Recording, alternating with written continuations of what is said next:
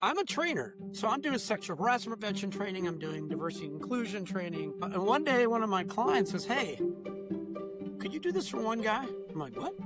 "Yeah, could you do this for one guy? We want you to focus all that content one-on-one with one guy, break him down, put him back together, and then tell us whether we should keep him or fire him." I'm like, "What are you talking about?" And the first thing I said is, "What do I put in the invoice?" And they go, "Executive coach." And that's how my coaching journey started. I had a client who says, "We got this one monster. We want you to just," and I just got another request for that.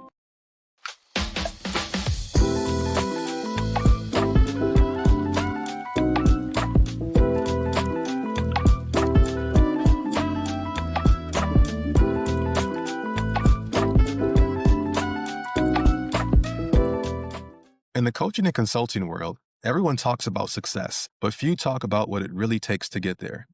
I'm Kevin Holly, and this is Coaches Unplugged, where we pull back the curtain and have honest conversations with the people shaping the industry.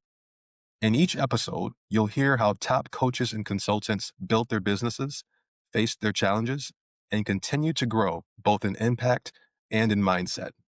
No fluff, no pretense, just real stories, real lessons, and real talk about what it takes to build something that lasts. Today's guest is Mauricio Velasquez, president of the Diversity Training Group and a nationally recognized leader in workplace culture, diversity, and inclusion. Mauricio has spent over 25 years helping organizations build respectful, engaging environments where people feel valued and perform at their best. He's trained over 1 million employees and leaders across the US and around the world, working with everyone from corporate teams and government agencies to the military and higher education institutions. Mauricio is not only a seasoned consultant and executive coach, but also an author, former university instructor, and frequent speaker at national conferences. He's a son of immigrant parents and fluent in multiple cultures, bringing in a global perspective shaped by living and working in more than 70 countries. His work centers on trust, respect, and real culture change, not just check the box initiatives. Please help me welcome Mauricio. Thanks for joining us, Mauricio. My pleasure, Kevin. And what a nice intro. I really appreciate that. My pleasure. My pleasure. Definitely. So if you don't mind, just for our guests, just to kind of get into the conversation today, if you kind of just want to go ahead and start sharing a little bit about your role and how it fits into the bigger picture at DTG. It's interesting. And actually, I may somebody out here might have sent you an older bio. June 1, Diversity Training Group, based here in Herndon, Virginia, is 30 years old. Now, I have an interesting origin story, and it's one of my key to my successes as a successful trainer and coach. Um, I'll get to it. Undergrad, went to UVA. I have a bachelor's in economics and psychology. Then I went to grad school at GW, got an MBA in human resource management. And that's where I came across this field of diversity and inclusion. Diversity, it's actually called race relations back then. Then it was diversity. Then it was cultural diversity. My field is constantly evolving. And right now we have to evolve because this current administration is all anti DEI. And I'm the president of the Diversity Training Group, and I'm not changing the name of my firm, which is the first lesson. You don't name the company after yourself. I mean, who am I? Mauricio Velasquez and Associates. I see too many people doing that. Big mistake. Diversity Training Group. By the way, if anybody has to call me and ask me, what does the Diversity Training Group do? I'm like, it's in our name. But undergrad, grad, worked for the IRS, worked for George Washington, the two biggest employers in Washington, went in the private sector, worked in the private sector in HR. And then I was like, it's time to get on the other side. Went to work in consulting and training, kind of an apprenticeship where I learned everything, broke my teeth on DE&I, then worked one more firm, and then I started my own firm almost 30 years ago. And I started my firm on a houseboat in the Inner Harbor. And I'll show you a picture. In the Inner Harbor, this was my first office, floating Winnebago, big man move, Wow. slept 8. But the best part, and this is what people need to know, was that my boat payment was $220 a month and my slip fee was $300 a month. And that included utilities. I had to cut any grass, and I could just grind. And so my first 5 years, I lived on my boat and worked off my boat with a $1 billion view of the Inner Harbor. I could see the aquarium.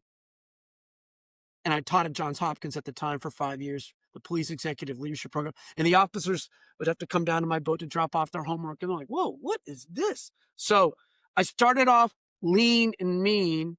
Now I own my office in historic Herndon, Virginia, which is another teachable moment. I pay myself rent. And when I, the owner, the landlord, I'm the owner, landlord, but I'm also the tenant. So I pay myself rent. And when you pay yourself rent, you don't pay FICA, FUTA, Social Security. So it's a way of pulling money out of the firm without all that. So two big tips off the back. This isn't my first podcast, my first rodeo about coaching. Probably my sixth in just the last 9 days. It's crazy. Somebody hit a switch, and everybody's knocking on my door. And I love doing this. So, did I answer your question? My origins. I am the son of immigrants, and I grew up, wondering why do people hate other people that they've never met? And that's the early interest in my field, but it wasn't until grad school where I'm like, what is this field called? What is all this about?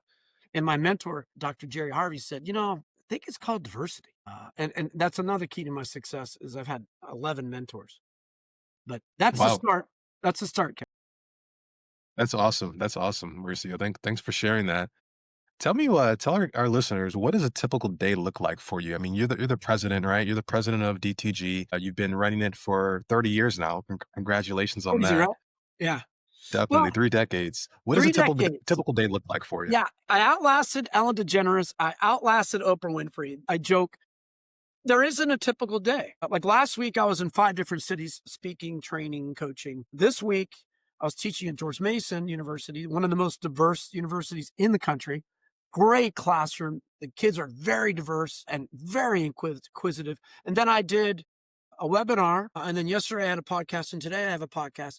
And in between, I'm training, I'm consulting. I'm an ombudsman for one of my clients. I'm their HR function. They have like 18 employees, but I'm on call with them, training, coaching. But right now, I'm helping them find a new leader. So I'm involved in looking at resumes. We're looking at the CEO role. That's why I love what I do. Every day is different. And quite frankly, for the trainers and the coaches on the listening to me, that it's rare that we can be in the office and make money. We got to be out of the office, pressing the flesh, training, consulting, coaching. So I really, unless I'm doing virtual learning, which I'm not a big fan of, I do it, but there is no typical day. And that's why I like it. I don't like rote, every day is the same thing. I like coaching. I like training. I like advising, counseling, and every day is a little bit of all of that. And I do assessments. I do diagnosis. So I might be doing interviews in support of an assessment. I'm a trainer, I'm a consultant, I'm a coach in DE&I, but it's now psychological safety, trust, employee engagement, emotional intelligence, what I call advanced DEI. And so just those topical areas are different, but related. And then the work is different, but related. So every day is different. That's what I love. And I think the most important thing is I control my day. The podcaster yesterday was asking me, like, what do you mean by that? I'm like, I take 10 weeks of vacation a year. I'm on a 4-day work week. Control. That's what I love the most. I control every day. That's incredible. I'm sure most people that are listening that's their goal, right? Is just Yeah. to be able to control their day and be able to have that time Pay the freedom as bills. well Yeah. as Yeah. yeah, as well as everything else that comes with it. That's awesome. And I think the other Tell us. development, well, the other development is I wrote this book called Tackling Toxicity. It's a full-time job, but all of last year, on top of everything else I mentioned, I was writing this book, in between all the craziness, not knowing that we'd enter 2025 and it's the most toxic year I've ever seen. And there is hope with the election recently or 2 days ago that people are finally engaging the toxicity, finally getting involved. As I say in my book, get off the sidelines. Don't be a bystander. Be an upstander. Get in the game. And people voted in record numbers. So I'm hopeful too that is a full-time job. I didn't have time to dedicate, but that was the other thing I was constantly doing. And then recently, I just finished the audio book. That I thought I could I knock saw out. that. I thought I could knock that out in a weekend, and it took me 8 weeks. It's crazy. Wow. Yeah. Yeah. That's all new. I mean, writing a book, audio book, all the editing, all that's not in my wheelhouse. So I surround myself with smart people. What was the most challenging part about transitioning into the audiobook? Well, First of all, you're going to laugh. And I hope this is new to some of your listeners, but you need to find a quiet place, right? That's hard. I mean, a place where, I live next to Dulles Airport. So, you hear planes and there's a road behind our house. In the office, there's a fire department right here in downtown Herndon. I had to cardboard and foam and duct tape on both sides of the one window in my basement office at home to try to create a safe, sound, quiet place. Now, that's the first issue. Once you got all that and all your technology set up, then you have to read the book out loud. You have to narrate it. And you don't realize how your voice gets a little wonky. You need water. Oh, and then I heard something. I got to yeah, and you're going through chapter by chapter doing this. And then this is the craziest. I came across typos that I did not read in the book when I was writing it. And I had 7 different people reading this, but I heard the typo in the audio portion. I'm like, man, I got to go back and fix that. I only recently cleaned up 7 typos. But most challenging, writing a book is hard. The audio book is hard, but for all of your listeners thinking about it, the hardest part's selling it, moving the book. And it's on Barnes and Noble, Tackling Toxicity. It's on Amazon. Amazon, by the way, are thieves. Out of a book of like $17.99, I make like $3. I mean, they Oh my take, gosh. oh, it's horrific. That's why if you go to my website, diversitydtg.com, there's a bookstore, and I'm using books.buy, my own like self-publishing, my own bookstore, and I make triple. I make a decent, and I lowered my price there. And by the way, Amazon can change the price of my book anytime they want. I have no control over it. It's madness. So I might become a book consultant and say to people, don't do it or don't trust it. There's a lot of people in the book publishing business that are just absolute nightmares. Yeah, I was thinking, I don't think many people know that books on Amazon it's structured that way. That's It's bizarre a scam, when you man. think about it. Major scam. And the audio book, iTunes, more respectable audio, whatever all these different platforms, it is so complicated. And that's been a challenge. You got to be technically very savvy. You're using sound files and we're setting the master, and the master doesn't fit on their template. And you're like, wow, what do I do? I can't cut it. It's madness. It's madness. But my last 7 clients have come from my book. So, and the book, the fees I paid for writing it and the audiobook, all that has already been paid off, and probably like 5 times more now. So, Oh, that's awesome. and the last thing, because I keep thinking, who are your listeners? 2 million books come out a year. 2 million, right? Most don't sell more than 50 copies. How about that? How about that for what you don't know, you don't know? And I had 50. one client who hired me to train all their people half day, all their senior management and upper management. And they bought 150 copies. Plus I got paid a fee to train and I coached for them. So one client, I'm above the fray, but maybe it's a whole other podcast about books. It is brutal. That's wow. You said a mouthful there. Again, very educational for a lot of our listeners who may be thinking about writing a book in the future or, authoring or even releasing an audiobook. These are things that people don't typically think about unless you've done it like yourself. So thank you Yeah. for sharing those insights. Well, and you don't know Hopefully it until you're someone, doing it, and it's almost too late. exactly. I narrated my own book, but if I need to find a narrator, that's like another $3 to $5,000. I mean, it's now, fortunately, I love what I do. My book are all stories, my stories, so I can tell them with passion because I was there, Right. But to your point and to your listeners, just be very careful. And I'll say one other thing, because I wish I'd heard this in a podcast. Don't let your ego get in the way. Don't be a narcissist. My 2 editors were like, "You're really easy to work with." I'm like, "What are you talking about?" Well, we have authors that don't want to change anything, and that this is what. Oh yeah. Oh no, change it, restructure it. The idea that I could write this whole book by myself is ridiculous. No, you need editors and copy and marketing, and so I surrounded myself with smart people, and I just got out of the way. I delegated, and I know a lot of people can't do that. And I started with there was 10 authors at the same time, and by the way, they all thought Last point I'll make it. They all thought I'm going to write a book and become a gazillionaire because my book's going to be on the New York Times bestseller. Forget that. I wrote a book to raise the back of my office, the training, the coaching. The book is, and I can give my book to somebody I'm coaching and go, dude, you need to read this. You're toxic, right? But they're not moving. They're not selling books, but they're not trainers and coaches and speakers like I am. I'm the only one rocketing to the moon because the book is just a piece of a bigger strategy. Definitely, definitely. You've been through quite a bit, Mauricio, and it's of immense value for you to share some of your insights, you know, and as well, hopefully our listeners will go out and and read your book, Tackling Toxicity, on Amazon or other platforms. Where would you recommend they buy the book if not Amazon? On your Don't website, buy I it I from would assume. Amazon. I'm sure if they hear this, they're gonna lose their mind. But you buy it from me. Go to my bookstore. I've discounted it. And if you buy it from me and you email me, I'll send you a presentation that I do attached to the. I mean, I'm training and speaking all the time, and I have a workshop tied in with the book. I'll send that to you, a PDF of that. That's the difference. Beautiful. Yeah, my website diversitydgg.com is the best spot. Reach out to me. Or I can sign my Perfect. own author book and I can send you a copy as well. But books.by, it's actually, they're out of Australia and they do all of the back end.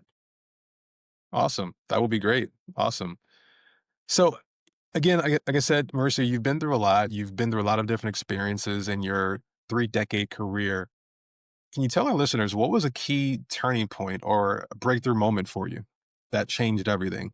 Well, and I haven't shared this. This is a great question. I'm a trainer. So I'm doing sexual harassment prevention training. I'm doing diversity and inclusion training. And one day, one of my clients says, hey, could you do this for one guy? I'm like, what? Yeah, could you do this for one guy? We want you to focus all that content one on one with one guy, break him down, put him back together, and then tell us whether we should keep him or fire him. I'm like, what are you talking about? And the first thing I said is, what do I put in the invoice? And they go, executive coach. And that's how my coaching journey started. I had a client who says, we got this one monster. We want you to and I just got another request for that yesterday. I do a lot of one on one coaching and some of it's virtual. I prefer face to face, see the whites of their eyes kind of thing. But that was a turning point. Wasn't something I wasn't originally a coach. I'm a trainer. I'm a consultant first. I'm an author, probably third, a coach second. I think living on the boat with low overhead, allowing me to reinvest my revenues, my income back in the business, surrounding myself with good people, the bookkeeper, the accountant, the IT, the web people. I am not a one man wrecking crew, do it all by myself. Also listening to my wife. I mean, I could be like many of you working out of the basement of your house and then you're working all the time. No, I have boundaries. I leave the office and I leave it at the office and I go home. That's maybe why I'm still happily married, 30 years and 3 kids. I also love to travel. And I've flown 1.5 million miles with United. Although, thank God I'm not traveling this week with all these issues in the air, but I love to travel. I love training. I love what I do, so it's not work. I stopped working 30 years ago. Wow, that's a mouthful. You stopped working 30 years ago. I mean, it's work, but it's work I love, right? And it's diverse. Again, different every day. Uh, I bring my dog to work because it's my office. So I'm the landlord of the tenant. I've got a futon. If I need to take a nap, I grab him and I curl up and I take a nap. I drive an old convertible because it's only 2 miles. I have an '87 Celica with 212,000 miles, but it'll get me back and forth from home. I mean, it's the little things that I think are so important to my sanity. We'll take a walk after this call. I'm fighting high blood pressure and pre-diabetes. I'm winning, but it's because I integrate the exercise and the health and the wellness into everything I do. Yeah. There was one study that shared approximately 85% of people are not fulfilled with their job, Mm, which is alarming that it would be that high, right? But one report does show that with the study, they found that 85% of people are not happy with their jobs. They're not, you know, they called it they hate their job, which is very, very strong, a strong word, obviously. And it's interesting that you say you haven't worked in 30 years because, I always heard the old saying, if you find a job you love, you'll never work a day in your life. That's true. So you're living out most people's dream, the fact that you've been able to build something over this long of a period of time and love it that much and be so fulfilled with it. That's awesome. Well, and I think the other thing as I'm listening to you and reflecting, I married an amazing woman. My wife, Kelly, is a speech pathologist. She works with special needs kids. She's trilingual. She speaks Spanish, English, and she signs, and she loves her job. Now, both of us can be tired. Both of us can be like, wow, what a day. But we love what we do. So we don't bring stuff home. And now my son is working with special needs kids. Very fulfilling for him too. So I always thought I set a goal when I graduated from UVA. It's like I want to be self-employed, run my own business by the time I'm 30. And I started DTG when I was 29. But I didn't know if it was going to be something I loved. I mean, I just started doing. Again, I grew up to the son of immigrants, so I experienced things, and that motivated me, drove me. But that doesn't mean because you like it and you're interested in it, that it's going to be. But every day I'm helping people. Every day I'm representing the maligned, the excluded, the marginalized. Every day, I'm coaching people on how to not be sexually harassed, how not to be discriminating. I'm helping employers make sure that they're fair and equitable in their policies and their hiring. This is God's work. If you're spiritual, religious, if Jesus was alive today, I think he'd be a diversity and inclusion trainer. Yeah. I would have to agree with you. I would have to agree He'd with be you. calling out so much of the horrible stuff going on right now. He'd be like, "Come on now." Exactly. Exactly. Definitely, definitely. Mauricio, as far as what you're seeing in the industry right now, obviously you're a very seasoned veteran. Let's talk about what some of the pain points in the industry that you're noticing right now. What challenges would you say coaches and consultants are facing right now? Well, first of all, if you're specifically in my space, diversity, equity, inclusion, the president and his administration are all about anti DEI. So I am catching it on the head. I mean, I'm dealing with a headwind right now. But or and with my book, I kind of pivoted. It's funny. This client called me. They said we need a new book for our leadership every year. We have these people coming in. It's an association. It's a not for profit. And she says we really like your book, and it's not a DEI book. I mean, it's not explicitly a DEI book, so we can use it because DEI has the stereotype to label to categorize all DEI as bad. When what DEI does is challenge stereotypes and labeling is madness. But I said to her, "Oh, there's a marketing angle here. This is a great book if you're still interested in learning about how to deal with these issues without calling it a DEI book." I don't use the term anywhere in the book, and that was last year, right? And as we turn into this year, and we have this regime, this presidency, and they're just wicked mean to everybody, women and minorities, people of color. I just sit there and go, wow, I think I was Nostradamus. I mean, I think I wrote a book before the toxicity really hit the fan. So that's part of it. I'm gonna share my secrets because you're asking great questions. What I'm doing, I pivoted. I said that I'm doing psychological safety, trust, employee engagement, emotional intelligence work, which is again all advanced DE&I. But I'm also I'm giving it away. Like I'll blitz my clients and go, "Hey, I've designed a new workshop. Take a look at it." Nobody does this. See, I don't believe in scarcity. I believe in abundance. So I know I have competitors. Oh, if you want to see it, you got to pay for it. Or here's an agenda. I send a full workshop. Go, hey, this is what I'm doing around trust. This is what I'm doing around psychological safety. And people are like, oh my God, this is what we were looking for. They didn't know what they needed until they saw it. So that is something that I'm doing that I know a lot of people don't do. I'm speaking every day. I'm out beating the bushes, waiting. All these consultants and coaches that are in their basement offices waiting for the phone to ring. It's not going to ring. The economy, we are about to go off a cliff. These tariffs, and if the Supreme Court overturns them, my God. I mean, Trump's going to get more erratic. He already is erratic, but he's going to get more erratic. And that creates tumult, that chaos, and that uncertainty makes all companies go, wait a minute, right?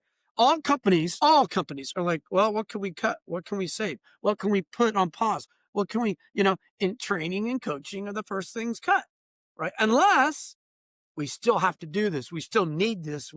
So you got to fight your way up the list of priorities. That's what I'm doing. And what's more common? What's the common denominator? We're all dealing with that toxic jerk. And I said this in the workshop on Monday. It's not illegal to be a jerk. It's illegal to be a jerk to a protected class. And so I'm the solution when you got one person or you got a team you want to train to deal with these difficult issues. You know, I'm only just blessed that I'm not exposed to the shutdown. I used to be 100% federal government. Now I'm like 3%. And I'm here. I'm outside DC. I'm sitting at the government throne of power, but You're right there. I'm all private sector. And there's 10,000 associations in Washington DC. So I'm doing not for profit work too. Got it.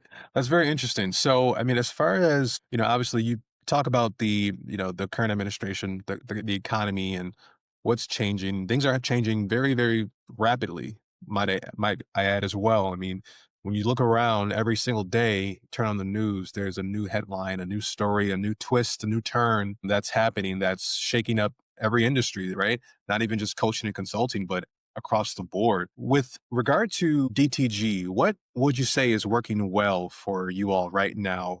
What's one thing that's been working well? And then aside from things on the political spectrum, what's been the one thing that's been frustrating as of late? Yeah. So I have two kinds of clients. I have proactive clients that, right, look, we're going to continue to do the work. We don't care what this president says, because their customers are diverse, their staff is diverse. They got to continue to invest in their people, retain their best talent. Those are the best clients. They're proactive. They're not affected, but they're not fearful of this administration. But then there are the clients that go, well, since he doesn't want us to do this, we're putting that all on pause. Their heart wasn't in it in the first place. And so I guess what frustrates me is that people hide behind this administration. Oh, we're fearful. They don't want to do it. They don't want to do the work. They don't want to call out these issues. They don't want to talk about favoritism, cronyism, discrimination. They don't want to talk about it. We don't want to do. So those issues fester. Those issues exist and people are suffering. There's so much pain and suffering and misery right now. And the best companies are like, nope, we're going to continue to do this work because it's the right thing to do, because our employees demand it, our customers demand it. The whipping post is Target. When Target said we're not doing this DEI, and all of a sudden a whole bunch of people stopped shopping, including me, stopped giving them our money. We voted with our feet, with our dollars. We boycotted. So I'm seeing the tide turn. I mean, election 2 days ago, a lot of America is not drinking the anti-DE&I Kool-Aid. I just saw something interesting. These groups, these national groups that are trying to stack the school boards with people that ban books and anti-GLBTQ, they lost every one of their elections. Something like 59 places where they were trying to stack, and they all went blue. They all went Democratic. Moms for something. I mean, I don't care about the names, but the report was complete and total devastation. So I see a tide turning. I see people going, we got to do this work. DE&I and capitalism are like linked. The idea that we can do our work and make a ton of money without people of color, without women, it's absolute madness, right? Right. Farmers are furious with this administration. Hotel, restaurants, they're like, you're killing us here. We can't find people to do the work. So that pulls on the economy. That slows the economy, then throw in tariffs. So this is the context. This is what I worry about.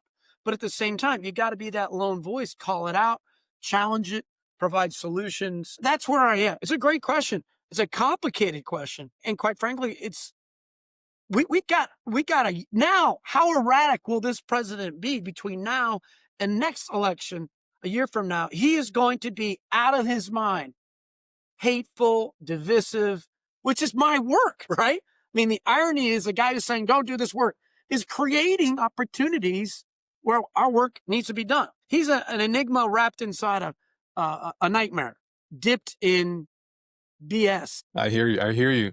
It's sad. It's sad, really, that there's this split right now. You're right. It's like I said. You just turn on the TV. You can't turn on the TV without seeing something else, right? That's transpired and, regardless of which side, you're on, you'd have to agree that it's not good that the country is this split right now. And he foments it. He's divisive. I'm about unity. He's about, you should hate this guy. You should hate that guy. Innocent people are being thrown in jail. Innocent people are being sent to jails in other parts of the world. I mean, it is Nazi Germany. Gestapo. People running around with their faces covered. What in God's and the judges, the courts are catching up, going, come on now, right? And if the Supreme Court rules and says tariffs are dead, you can't do that. Holy cow, he is going to lose his mind. Erratic already. He'll be. I don't know. I don't even know if there's a term. He's going to go berserk. Right, right. How are there any strategies? Which strategies do you have right now to combat a lot of the frustrations that you're noticing on a day-to-day basis? Is Well, there I'm anything using that's social been media. working? Yeah, I'm using social media. I'm posting. I'm pushing my workshops out. I've been doing this work for 30 years, so I've got a lot of clients.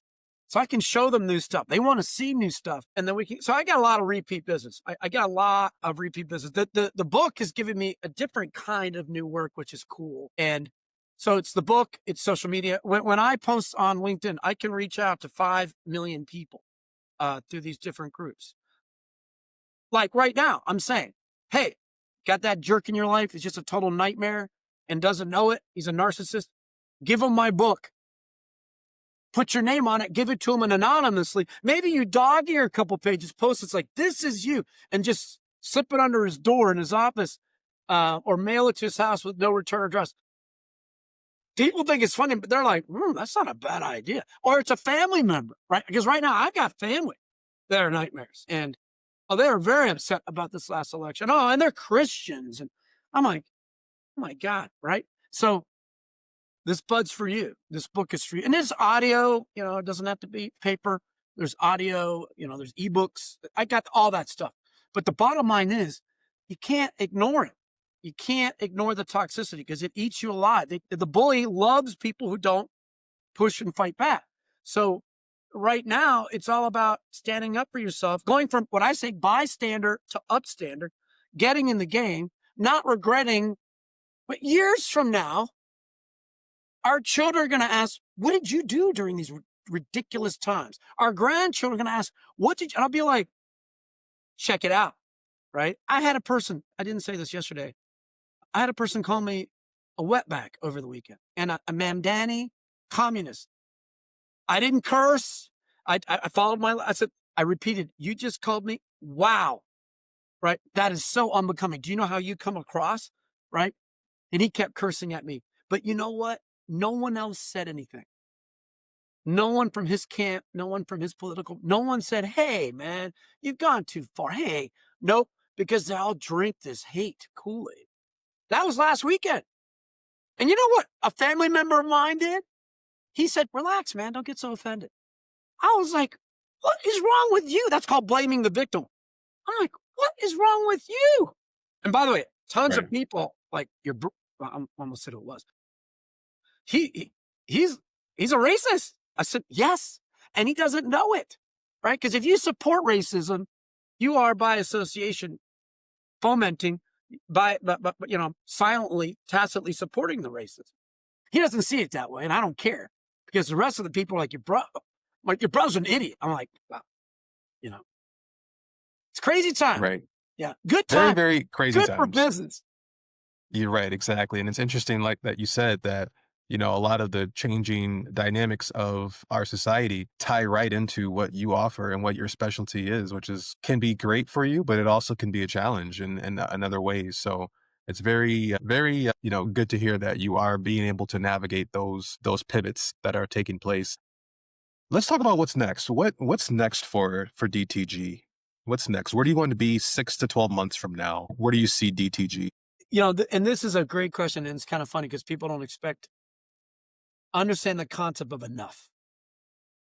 I have enough. I own my office, so when I sell my office, on top of everything else, I have enough. I don't want to grow. The business was bigger before; it's smaller. I don't want to get it bigger again. I don't want to worry about payroll every 2 weeks.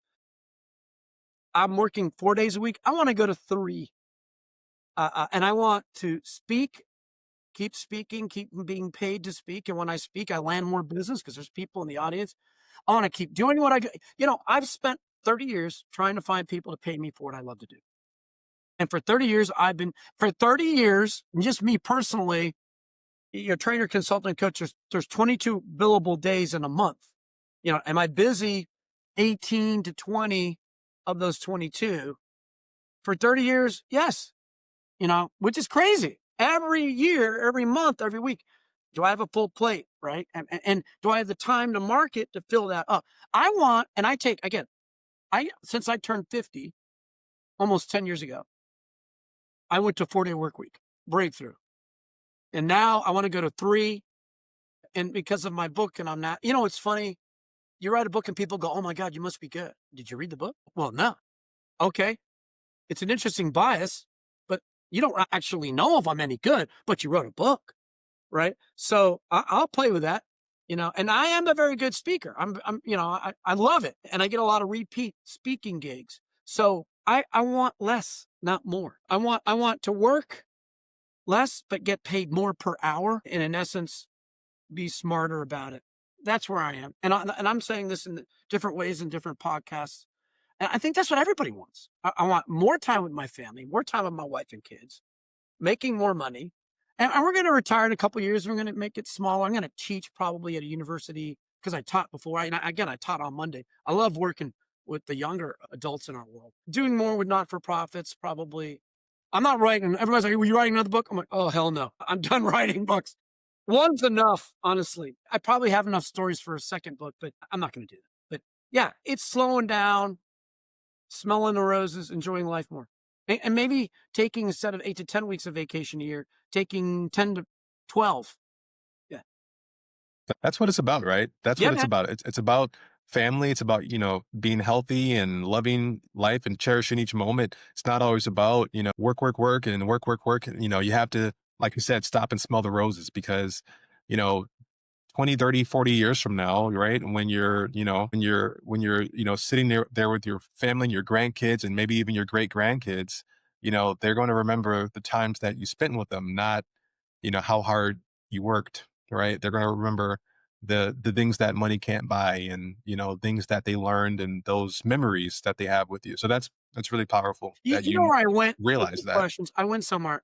My father, my immigrant father, worked his, what off. He worked during the day, he worked at night, he worked on weekends. We built a house with his own hands at the beach, which now I'm running. I don't know if he knew how to relax. I don't know if he really knew. He just like, I'll just work through the exhaustion. I'll just keep working. I've got his work ethic, but I also know how to relax. Like I got a fire pit ready in my backyard. I'm gonna go back there. I'm gonna have a fire pit Friday night and Saturday night, bourbon in my hand, my dog by my side, my wife, or whatever.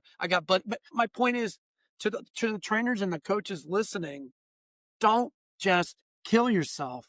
Your health, it's gonna catch up with you. That's one thing I'm thinking about. But I think the other thing is finding fulfilling work is hard. Coaching, I don't do full-time coaching. I don't know anybody who does. You got to sprinkle it. It also can burn you out. So, I mean, I like mixing it up. Large group with a small group with an individual. I like the mixing up of that. Technology, by the way, before COVID, I didn't do this. Webinars and now I'm doing this. I'm watching CEOs and giving them feedback, which is interesting. But like I said, I like getting out of the office. To me, being in the office is like, oh, I'm losing my mind. Oh, did you get my email? Did you get my fax? I'm like, unfortunately, I did. Instead of I was training, right? I was training. I was on site with a client. What's going on? How can I help? I kind of like that.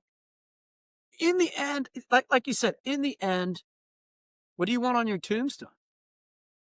You work like an animal. Nobody knows it. I'll tell you the moment of truth for me, and I haven't brought this up before, but you're really making me think. I was in Japan working for the Navy. I was on a big 2-week trip and I called home and my youngest, my Maya, picked up the phone. I said, hey, babe, honey, is it snowing at our house? And Maya said, yeah, daddy, it's snowing at our house. Is it snowing at your house? What? Your house is my house. She thought I had another house. At one time I was, and I said to my wife, I'm cutting this back. We can live in a bigger house. I can drive newer cars and you'll never see me. And she's like, absolutely. And again, the son of immigrants, all my cars, if you add up all the miles, it's like 2 million miles. It's madness. All our cars are tons of miles. In the end, what is it that we all want? Right? Happiness for me is balance, doing fulfilling work, but being there for the soccer game, being there for the play, being there. And I didn't miss any of that because I schedule, I control everything. Right? Like tonight, I'm going to go watch my daughter at a field hockey game. She's not even Awesome. playing anymore. She's the coach now, and we're going right. So Wow. yeah. That's awesome. Marisa, you mentioned that your main goal, right, for you and for your business is to decrease the time that you're spending in the business itself, right? Right now you're working about 4 days a week and you'd like to go down to 3. Let me ask you this. If you had a magic wand to fix one thing in your business that you would say is holding you back or slowing you down from getting to that point where you could go to 3 days a week or 2 days a week even, what do you think that one thing is right now? Well, it's maybe I didn't fully answer this before because you're good at asking the same question a different way. I hate billing, invoicing, collections. Oh, is your company registered here? Are you on this database? Administration. I can't stand it. So I have delegated. Again, surround yourself with smart people and delegate. And I told Renee's my right hand of my firm, my COO, my superstar. I told her yesterday, I said, when you retire, I retire. When you're done, I'm done. You're irreplaceable. And I'll tell you this. One day I'm looking at Renee a couple years ago. Well, it doesn't matter. She was going through a hard time. And I said, what's going on? What's wrong? And Renee looked at me. She goes, I can't keep it all together, man. My house is suffering. The cleanliness. I said, I've got you. And Renee's like, what do you mean? I said, find a cleaning service. Find one. I will pay for it. She's like, what? Yeah. And they'll clean my house because my wife and I were like, man, we can't keep up with the 3 kids. And they'll keep clean our office. That cleaning service, which my firm pays for, cleans my top person's house. I bet you there's an employer in this country that provides that. I do. Why? If Renee is happy, I'm happy. Just like if my wife Kelly's happy, I'm happy. Kelly was like, this is awesome. I mean, I'm the son of immigrants. I never had a maid in my house, cleaning, come on now. But by the way, I'm the first in my family to have a garage. My parents were like, wow, you must be successful. I'm like, what are you talking about? You have a garage. I'm like, that's why you've been standing outside this whole time. I was like, what? Right. So I don't take anything for granted. I solve problems as quickly as I can, but I help everyone around me. Uh, and I delegate what I don't like. Well, why should I be doing stuff that I don't like? That this other person is smarter than me. So there's a lot. I know I'm sharing a lot, and there's a lot to No, it's unpack great. there. Yeah, yeah, yeah. It's great. Very, very, very relevant, especially like I said, with regard to everything that's happening right now, everything you're talking about. I think our listeners are going to have and gain tremendous value from it. One more The thing. insight. One more thing. We are studying AI more explicitly. We are looking at it more.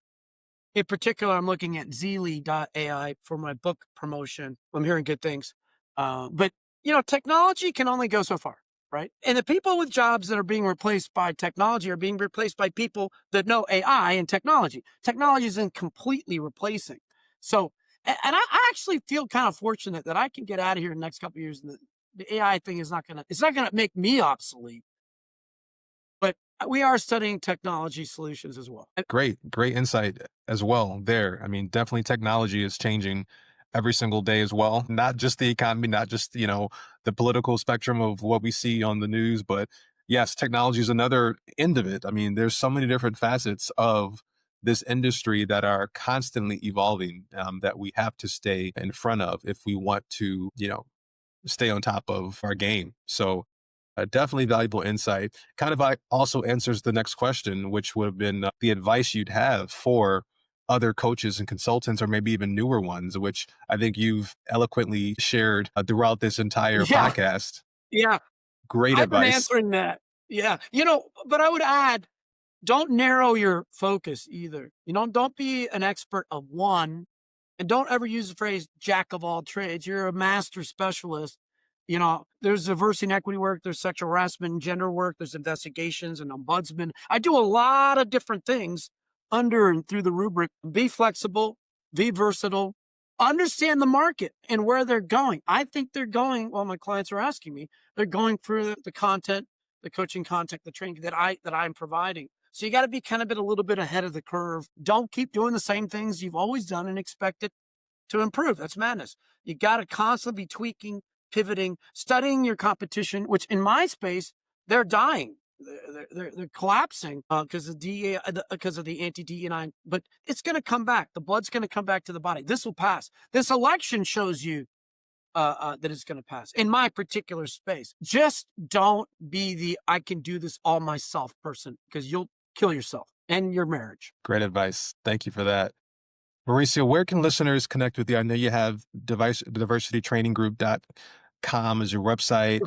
You have your diversitydtg.com. I'm on Facebook. I'm on LinkedIn, diversitydtg.com. And on there is my bookstore. There's podcasts and articles, some really good podcasts where I battle with some nasty people, which is a lot of fun. And they end up in the podcast kind of turning and going, oh, as a radio show. I actually kind of agree with you. I'm like, thank you. But his hate was clouding his judgment. But diversitydtg.com, clearly. Or Tackling Toxicity, which you can find on Amazon, but don't buy it on Amazon. Don't give this billionaire more money. He doesn't need more money. I just heard today that Elon Musk might get paid $1 trillion this year. That's just insane, obscene, right? I tell you, what a time we live in. And this podcast and your questions have been phenomenal. They've been spot on. It's tough to be a coach right now. And it's going to get harder, and the economy's going to dip. It's going to dip. I mean, the layoffs, it's already starting. So massive layoffs. So stick with the fight, keep pushing, get out there. You got to be heard, be seen. Don't wait for the phone to ring. Mauricio, thank you so much for that. Thank and you. To our listeners, thank you for listening and for being part of a conversation that's redefining what it means to grow, lead, and create impact. If today's episode resonated, share it, follow along, and keep the energy moving forward. Because the future of coaching and consulting isn't written by chance. It's written by those willing to evolve. I'm Kevin Holly, and until next time, keep building something extraordinary.